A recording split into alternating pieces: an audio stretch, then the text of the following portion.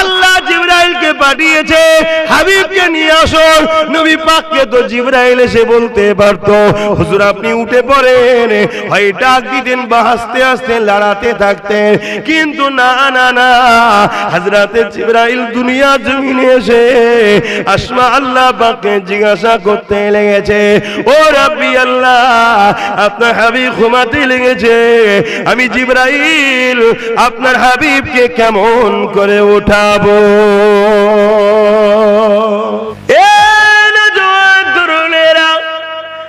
আর এই মাসে যে আল্লাহ নবী পাককে মেহমান বানিয়ে তিনি দিদারে নিয়ে গিয়েছিলেন, আল্লাহ পাক হযরতে জিবরাইলকে পাঠিয়ে দিলেন, ও হযরতে জিবরাইল যান দুনিয়া জমিনে বুরাক নিয়ে যান, আমার হাবিবকে ডেকে নিয়ে আসুন।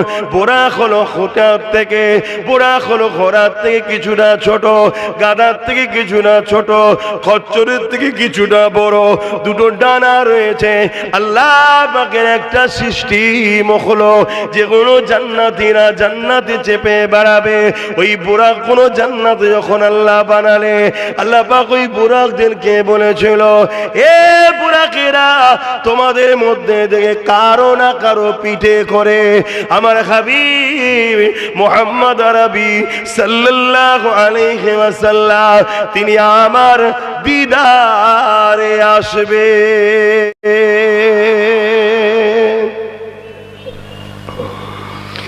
আল্লাহ পাককে দেখার জন্য নবী আলাইহিস সালামরা সবাই আশা করেছিলেন, কেউ দেখতে পায়নি। হযরতে মূসা আলাইহিস সালাম বড় বাইনা করেছিলেন, বড় আবদার করেছিলেন, আল্লাহ দেখবো দেখবো দেখবো। আল্লাহ বললেন, মূসা রে তুর পারে আসো। তুর পারে যখন গেলেন ৭০,০০০ নূরের পর্দাকে সরিয়ে দিয়ে আল্লাহ দেখেন, আল্লাহ তাজাল্লি তুর পারে এসে পড়ল। ওই আল্লাহর কুদরতি তাজাল্লি দেখে তুর পাহাড়টা দাও দাও করে জ্বলে গেল, আর মূসা নবী অজ্ঞান চৈতন্য হয়ে গেলেন। ৪০ দিন পর্যন্ত অজ্ঞান হয়েছিল। আল্লাহ দেখেন তাজাল্লি দেখেছে, আর আমার নবী পাক আল্লাহ পাকের একেবারে কুদরতি কাছে কাছে কাছে গিয়ে আল্লাহ পাক দেখেছে, কথাও বলেছে। আরো জোরে বলুন সুবহান আল্লাহু আকবার।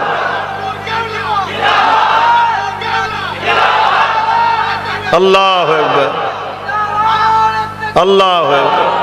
এই যে জিনিসগুলো হচ্ছে, এটা কিসের লক্ষণ? প্রেমের ইজহার। প্রেম কি? এক একজন আসে, এক একজনের কথা বলে, আমার লিডার এই করেছে, আমার লিডার এই করেছে, আমার লিডার ওই করেছে, কি বলে না বলে না? যে যার লিডারকে ফলো করে তারা সব হই হই হই হই করে ওঠে, আর আমরা এসে বলি আমার লিডার মুহাম্মদ আরবি সাল্লাল্লাহু আলাইহি সাল্লাম তিনি আকাশের চাঁদকে দুটুকরো করে দিয়েছে। জোরে বলুন সুবহানাল্লাহ, আরো জোরে বলুন সুবহানাল্লাহ। দুনিয়ার বাকি সব লিডারকে এক জায়গায় করো তো, করে বলো না চাঁদ দুটুকরো করতে হবে না, একটা হ্যালোজেন লাইট লাগাবো, বাল্ব 100 ওয়াটের একটা ল্যাম্প লাগাবো, টুনি বাল্ব, দেখেছেন না? সবাই মিলে একটু সরিয়ে দাও না, পারবে তো? সব নেতার পিছন হলুদ হয়ে যাবে। বাপের আমার নবী পাকে জিবরাইল নিতে চলে আসলো, বুরাক নিয়ে আমার নবী পাকের দরবারে হাজির হয়ে গেল। ওই দিন আমার রাসূলুল্লাহ নিজের ঘরে শোয়নি, উম্মে হানি হুজুরের ঘরে শুয়েছিলেন। কেন? আমার নবী পাককে বাইরে থেকে ডাকাও নিষেধ, আমার নবী পাকের ঘরে বিনা ইজাজতে প্রবেশ করাটাও নিষেধ। আমার রাসূলুল্লাহ ঘুমাতে লেগেছে, তাই হযরতে জিবরাইল চলে আসলে, এসে দেখতে লেগেছে আমার রাসূল ঘুমিয়ে রয়েছে। এ যুবকেরা, তরুণেরা, আল্লাহ জিবরাইলকে পাঠিয়েছে হাবিবকে নিয়ে আসো। নবী পাককে তো জিবরাইল এসে বলতে পারতো হুজুর আপনি উঠে পড়েন, হয় ডাক দিতেন বা আস্তে আস্তে লড়াতে থাকতেন, কিন্তু না না না, হযরতে জিবরাইল দুনিয়া জমিনে এসে আসমা আল্লাহ পাককে জিজ্ঞাসা করতে লেগেছে, ও রাব্বি আল্লাহ আপনার হাবিব ঘুমাতে লেগেছে, আমি জিবরাইল আপনার হাবিবকে কেমন করে উঠাবো? কাজে কে পাঠিয়েছে? আল্লাহ পাঠিয়েছেন। যিনি তিনি কে? আল্লাহ। মোহাম্মদ রসুলেরও সৃষ্টি মালিক কে? মোহাম্মদ রসুলেরও খোদাকে, মোহাম্মদ রসুলেরও মালিককে, মোহাম্মদ সাল্লাল্লাহু আলাইহি ওয়াসাল্লাম যিনাকে সেজদা দেন তিনি কে? সেই আল্লাহ পাক হুকুম করেছে জিবরাইল যে আমার বন্ধুকে নিয়ে আয়। বুঝবেন ভালো করে, আল্লাহ হলেন আমার নবীর থেকেও বড়। জোরে বলুন সুবহানাল্লাহ। তো বড় পাঠিয়েছে, বন্ধুকে গিয়ে নিয়ে আয়। ঘুমাচ্ছে বন্ধু, জিবরাইল তো ডাকতে পারতেন যে হুজুর ওঠেন, আল্লাহ পাঠিয়েছে তাড়াতাড়ি চলে, কি তুলতে পারতেন না? কিন্তু না, জিবরাইল জানে যার কাছে পাঠিয়েছে পাঠানেওয়ালা ইনার থেকে বড় ঠিকই, কিন্তু পাঠানেওয়ালা ইনাকে এত ভালোবাসে, ইনার উঠানোরও একটা আদবের ব্যাপার আছে। ওর বিখলাফ হলেও আমি জিবরাইল ধ্বংস হব। শুনছেন? তাহলে আমি মুসলমান দাবি করছি, আমি মুফতি মৌলানা দাবি করছি, আমার নবীর শানে কি কথা বলতে হবে এইটুকু তো জ্ঞান থাকা দরকার। আমার নবীর মাহফিলের কি সম্মান কি মর্যাদা হওয়া দরকার এইটুকু তো জ্ঞান থাকা দরকার। এই কথা ঠিক না? ঠিক গো। হযরত জিবরাইল যখন বললেন আল্লাহ পাক আপনার হাবিব ঘুমাচ্ছে, আমি জিবরাইল কিভাবে উঠাবো, আল্লাহ পাক জানিয়ে দিলেন ও হযরত জিবরাইল রে, মন দিয়ে শোনো যুবক, মন দিয়ে শোনো যুবক গুলোকে বিশেষ করে বলছি, কেননা দুনিয়া তোমাদেরকে টার্গেট করেছে। কেননা মসজিদে 500 জন মুরব্বি থাকা আর 5 জন যুবক থাকার মধ্যে পার্থক্য আছে। 500 মুরব্বি থাকলে জালিমরা ভয় করবে না, 500 যুবক মসজিদে গেলে এই মসজিদকে মিটাতে গেলে 100 বার ভাববে, কেন 500 মুরব্বি 100টা কথা ভেবে আগায়, 5টা যুবক কোনো কথা ভাবেনি, রক্তের গরম আছে। মসজিদের দুশমন যখন ঝাঁপিয়ে পড়, ঠিক না বেঠিক গো? তোমাদেরকে টার্গেট করা হয়েছে, আর তোমরা দেখো গানে যাত্রায় ফাংশন জুয়া এসবেতেই ব্যস্ত, আর তোমাদের চোখের আড়ালে তোমার দিনকে মিটানো হচ্ছে, তোমার রসুলকে সমালোচনা করা হচ্ছে।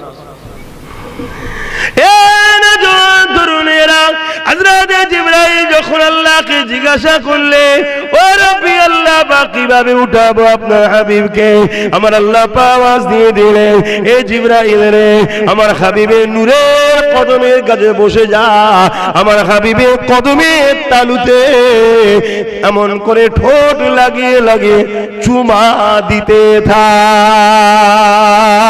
আরো জোরে বলুন সুবহান। সেই নবীর শান কত, এই শান মর্যাদা আমার নবীর বাড়াচ্ছে কে? জোরে জোরে বলুন কে? এই যে মোবাইল সব দেখছেন না, এই মোবাইলে দেখবেন একটা আপডেট অপশন থাকে, 6 মাস ছাড়া 3 মাস ছাড়া বছরে একবার হোক কোম্পানি দেয় আপডেট। আপডেট অপশনটা যখনই আপনি সিলেক্ট করবেন দেখবেন কিছুক্ষণ পরে ওই আপডেটটা হয়ে যাবার পর মোবাইলে নতুন নতুন ভার্সন আসে, তাই তো নাকি? অপশন আছে, এটা কে দেয়? কোম্পানি দেয়। মোবাইলে নতুন নতুন সফটওয়্যার, নতুন নতুন ভার্সন, নতুন নতুন সিস্টেম ঢোকে, এটা কখনো কখনো কোম্পানি দেয়। আর আমার নবীর মান সম্মান ইজ্জত মাকামের আপডেট আমার আল্লাহ, কেন তিনি মালিক সৃষ্টিকর্তা, প্রতিটা সেকেন্ড বলাটাও কম হবে, প্রতিটা মুহূর্তেই বাড়াচ্ছে। জোরে বলুন সুবহানাল্লাহ। আমি যতক্ষণ হজ করতে উঠেছি এতক্ষণের মধ্যে কত লক্ষ কোটি গুণ যে আমার নবীর মাকাম বেড়ে গেছে আমার জানাই নেই। তো অনেকে বলে নবীকে নিয়ে বড্ড বাড়াবাড়ি করে ফেলছে, জানবেন এরা গুস্তাখে রাসূল, এদের বুক ফেটে যায় নবীর কথা বললে। কেন তুই বলে দে না যে নবীর একটা লিমিট আছে, যেমন আমার দেশ বা বাংলাদেশের সঙ্গে একটা বর্ডার আছে, আছে না? নাই, ওটাকে 0 পয়েন্ট বলে, ওখানে যাওয়া যায়, ওটা রেড জোন, ওরা ওইদিকে যাওয়া যাবে না। তাহলে বলো আমার আল্লাহ আমার নবীর কোন মাকামের বর্ডার দিয়েছে, কোন রেড জোন করেছে? তাহলে কেন বলো যে বড্ড বাড়াবাড়ি হয়ে যাচ্ছে? তার মানে কি এদের বুক ফেটে যায় নবীর শান শুনে, এদের কষ্ট হয়। কিন্তু আমরা 100 বার তার কথা বলবো যার কথা আল্লাহ কোরআনের পাতায় পাতায় পাতায় পাতায় বলেছে। জোরে বলুন সুবহানাল্লাহ। যার কথা আজানে রয়েছে, যার কথা নামাজে রয়েছে, যার কথা দ্বীনে রয়েছে, যার কথা তাওরাত জবুর ইনজিলে রয়েছে, যার কথা আল্লাহর জান্নাতের দরজায় দরজায় লেখা আছে, জিনার নাম হুরেদের চোখে লেখা আছে, জিনার কলাম ফেরেশতাদের কপালে লেখা আছে, সেই মুহাম্মদ সাল্লাল্লাহু আলাইহি ওয়াসাল্লামের কথা পৃথিবীর সব জায়গাতে আমরা গিয়ে বলবো। জোরে বলুন সুবহানাল্লাহ। কি একমত তো নাকি? আর তোমরা বেশি বেশি করে শোনো আমার নবীর কথা। আল্লাহ নবী সাহাবা হুজুর দিয়াকে বললেন, বাবারা তোমরা যখন দুনিয়া জমিনে কোরআনের মাহফিল, দ্বীন ইসলামের মাহফিলে গিয়ে বসবে, আল্লাহ পাকের একদম রহমতে ফেরেশতারা জমিনে ভ্রমণ করতে থাকে। তারা তোমাদের এই সুন্দর দৃশ্যখানা দেখবে, তারা বসে বসে তোমাদের আলোচনা গুলো শুনবে, তোমাদের জন্য দোয়া চাইতে থাকবে। যখন তোমরা মাহফিল শেষ করে দোয়া করে যখন ফিরে চলে যাবে, আল্লাহ পাকের ওই রহমতের ফেরেশতারা উড়ে উড়ে গিয়ে আল্লাহ পাকের আরশ আজিমে নিচে সিজদায় পড়ে যাবে। আল্লাহ পাক জিজ্ঞাসা করতে লাগবে, এ আমার রহমতের ফেরেশতারা দুনিয়া জমিনে কি কি দেখেছো বলো। ওই সময় ফেরেশতারা বলতে লাগবে, ও রাব্বি আল্লাহ পাক, দুনিয়া জমিনে অবাক করা বিষয় দেখলাম, একদল বান্দারা আর বান্দিরা পর্দার আড়ালে আর উলামাদের ঘরে নিয়ে এসে তারা আলোচনা সভা দিয়েছে, যেখানে আপনার তারিফ প্রশংসা হচ্ছিল, আপনার হাবিবের গুণগান তারিফ প্রশংসা হচ্ছিল। আল্লাহ পাক এটা শুনে বড় খুশি হয়ে যাবে। আল্লাহ বলবেন, আর কি করছিল বলো? ফেরেশতারা শোনাতে থাকবে, ফেরেশতারা বলতে থাকবে, একটার পর একটা তারা আলোচনা করছে, দরুদ পড়ছে। যখন কোনো খুশির কথা শুনছে, আপনার পাওয়ারের কথা, কুদরতের কথা, তারা তখন খুশি হয়ে চিৎকার দিয়ে বলছে সুবহানাল্লাহ। তার মানে আল্লাহ তিনি যিনি সমস্ত দিক দিয়ে, সমস্ত বুরাই খারাপ দিক দিয়ে পাক ও পবিত্র। জোরে বলুন সুবহানাল্লাহ। আল্লাহ খুশি হয়ে বলবে, তারা কি শুধু শুনেছে না আমার কাছে কিছু চেয়েছে? আল্লাহ পাকের ফেরেশতা বলবেন, আল্লাহ পাক তারা আপনার কাছে জাহান্নাম থেকে নাজাত চেয়েছে, জান্নাতের আশা তারা করেছে। আমার আল্লাহ পাক বলতে লাগবে, ওরে আমার ফেরেশতারে, তোমরা গাওয়া থেকে যাও, আমি আমার ওই বান্দা বান্দি গুলোকে জাহান্নামে আর দেব না। আমি আল্লাহ ওদের জন্য জান্নাত ঘোষণা দিলাম। মাহফিলটা কি ছোটখাটো ব্যাপার? কথা বলেন, কি ছোটখাটো ব্যাপার? কিন্তু আমরা এই মাহফিলের গুরুত্ব বুঝি? বলুন, বুঝি না। আমরা যদিও বা কেউ আসছি, কেউ মোবাইল নিয়ে ব্যস্ত, কেউ ইটা ঘোড়া হুতা ঘোড়া এই নিয়ে ব্যস্ত।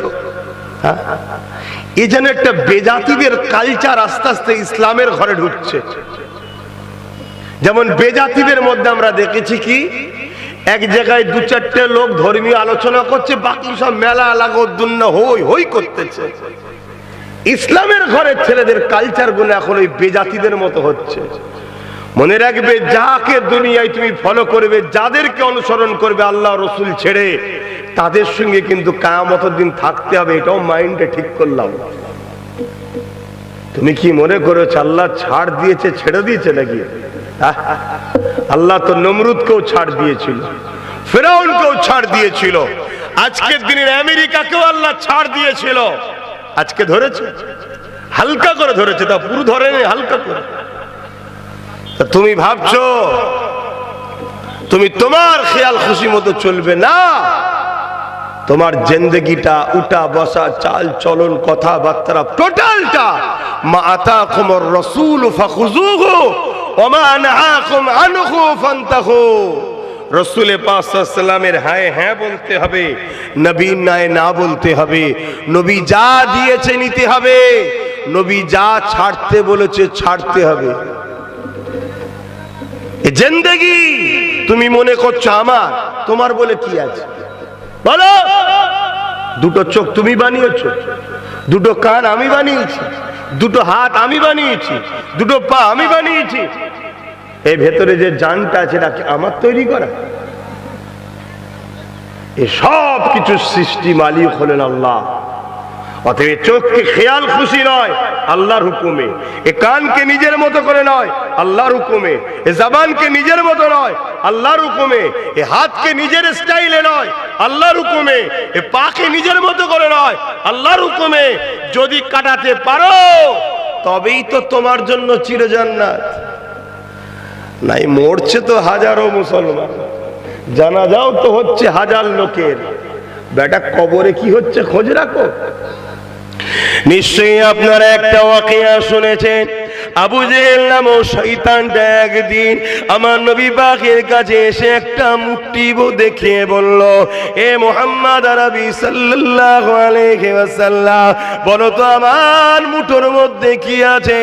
এ যুবকেরা খালি হাতেও তো মুট্টি বানানো যায় না, যায় না। এ ওয়াজ আপনারা শুনেছেন, কিন্তু এ থেকে একটা গোলামির পরিচয় দেব।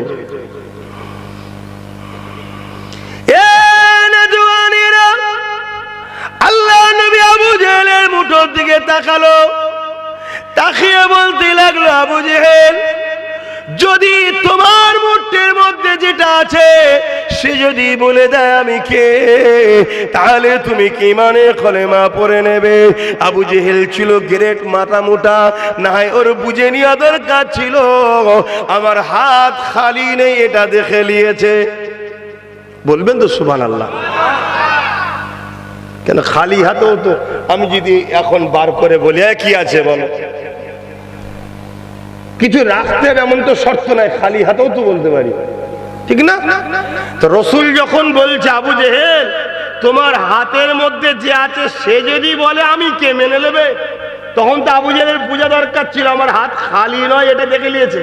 তা যে খালি নয় মুঠোর মধ্যে কি আছে দেখতে পারে,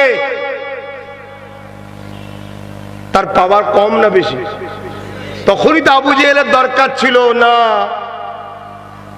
কলমা বললিয়া, কিন্তু কপাল ফাটা মূর্খ তো, ও বোঝে না। তরুণেরা আবু জেহেল বলতে লাগলো, বলেন কে, কি আছে বলতে বলেন। আল্লাহ নবী নবী নবী যখন আবার দ্বিতীয়বার ওই হাতের দিকে তাকালো, আল্লাহ নবী বলতে লাগলো, আবু জেহেল তোমার হাতের মধ্যে যে আছে সেটা যদি বলে আমি কে, তাহলে কি কলেমা পড়ে নেবে? আবু জেহেল বলতে লাগলো, মুহাম্মদ সাল্লাল্লাহু আলাইহি ওয়াসাল্লাম, প্রশ্নটা বড় জটিল করে দিলে, উত্তরটা বড় জটিল হয়ে গেল। আল্লাহ নবী বললে, জটিল কি জটিল না ওটা পরের কথা, তুমি কি কলেমা পড়বে বলো?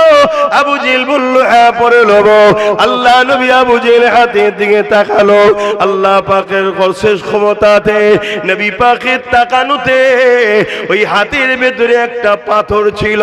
আবু জেহেল পাথর নিয়ে এসে রসুলকে দেখাতে ছিল। আবু জেহেলের হাতের মধ্যে থেকে ওই পাথরটা বলতে লেগেছে, আশহাদু আল্লা ইলাহা ইল্লাল্লাহু ওয়া আশহাদু আন্না মুহাম্মাদান আবদুহু ওয়া রাসূলুহু। এই কালেমা খানা যখন পড়তে লাগলো, এ যুবকেরা তরুণেরা, আবু জেহেল রেগে গিয়ে ওই পাথরটিকে ছুঁড়ে নিক্ষেপ করে দিল। শুনলে অবাক হয়ে যাবে, যুবক মন দিয়ে শোনো, ওই পাথরটা গিয়ে আমার নূর নবীর কদমের গোড়ায় পড়ে যায়। এ যুবকেরা কি বুঝলেন? এ থেকে বোঝা গেল এটাই, যে যার গোলাম হবে তার কদমে গিয়ে পড়বে। আবু জেহেল রাগ করে ছুঁড়েছে পাথর, নবী পাকের পক্ষপাতিত্ব নিয়েছে, নবীর গোলামীর পরিচয় দিয়েছে, তাই নবীর কদমে গিয়ে পড়েছে। তুমি আমি যদি সচ্চা নবীর গোলাম হতে পারি, তাহলে পরকালে আল্লাহ পাখির জান্নাতে নবীর গোলাম হিসাবে কদমের কাছেই থাকবো। আরো জোরে বলুন সুবহান। কিন্তু এখানে একটা শিক্ষার বিষয় আছে। অনেকে বলে, হুজুর ভাইজান হক কথা বলা যাবে এখন? কেন? ওই যে সব জায়গায় ক্ষমতায় ওরা, শুনছেন না শোনেন? কি হয়েছে? কি হয়েছে?